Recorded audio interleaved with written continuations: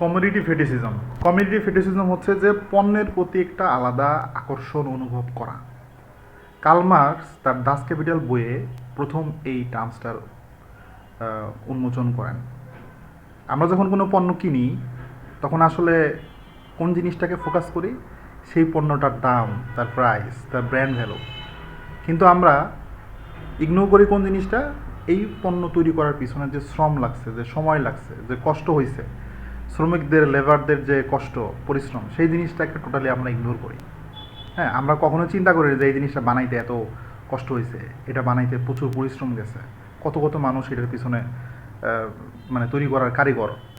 তো ক্যাপিটালিজমের একটা নেচার হচ্ছে যে তারা ক্রেতা এবং বিক্রেতার সাথে পণ্যের সম্পর্কটাকেই বড় করে দেখে।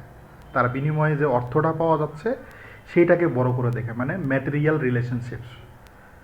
মানে মানুষের সাথে মানুষের যে সম্পর্কটা পুঁজিবাদী সমাজে, সেটা হচ্ছে টোটালি ম্যাটেরিয়াল রিলেশনশিপ।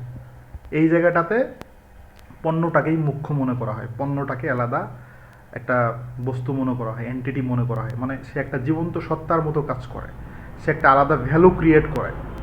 এটাই হচ্ছে ফেটিসিজম, যে তার একটা ম্যাজিক্যাল পাওয়ার আছে। কিন্তু এর পিছনে যে শ্রম, যে লেবার, সেইটাকে টোটালি ইগনোর করা হয়। মানবিক যে সম্পর্কটা আছে, যে মানুষের সাথে মানুষের যে লেনদেনের যে সম্পর্কটা, এর সম্পর্কের পিছনে শুধুমাত্র অর্থের ব্যাপারটা কাজ করে, পণ্যের ব্যাপারটা কাজ করে, কিন্তু তার পিছনে যে শ্রম আছে, লেবার আছে, সেই জিনিসটাকে টোটালি স্কিপ করে। এইটাই হচ্ছে কমিউনিটি ফেটিসিজমের মূল ধারণা।